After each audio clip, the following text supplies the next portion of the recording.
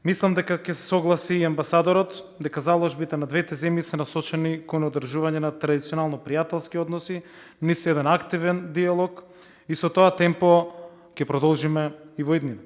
Тука би сакал да изразам голема благодарност до Руската Федерација, на вашиот председател за признавањето на новото уставно име на нашата земја, Република Северна Македонија, која што нота беше предадена пред само една недела во Скопје на председателот на владата.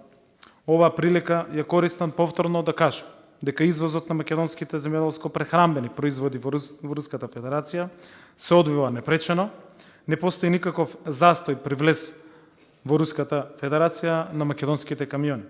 Извозот на нашите производи во Русија бележи континуиран пораст во изминатите неколку години, а носички производи се овошјето, зеленчукот и цигарите.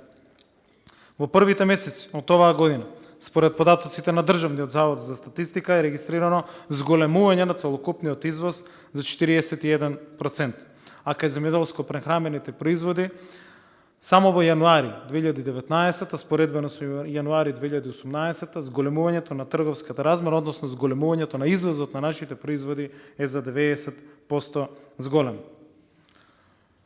И тоа пред се должи на извозот на јаболки по целокупниот овој период.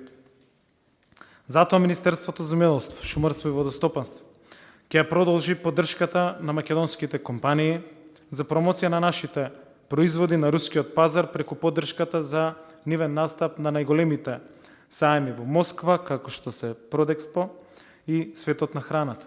Воедно, Министерството го финансира и Македонскиот дом во Москва, кој што го посетивме во претходниот период, со вкупна финансиска поддршка од околу 150.000 евра. Овој дом е важен не само од аспект на промоцијата на нашите производи, туку и за поврзување на македонските компании со руските и компаниите од другите земји. Паралелно, ќе работиме и на збогатување на асортиментот на македонските производи, за кои што има интерес на рускиот пазар, како што се македонските вина и млечни производи.